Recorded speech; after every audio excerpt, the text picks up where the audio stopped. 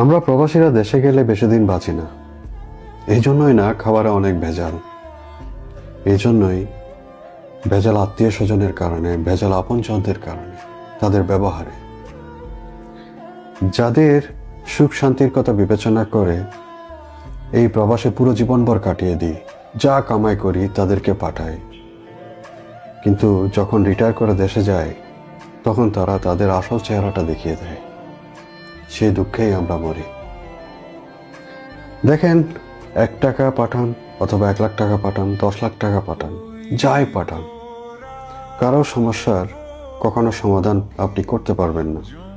যাই কামাবেন, নিজের জন্য কিছু সেভ করে রাখবেন, যেন ওই আত্মীয় স্বজনরা, ওই আপনজনরা আসল চেহারা দেখালেও আপনি যেন বাঁচার মতো বাঁচতে পারেন। সেটা অনেক গুরুত্বপূর্ণ।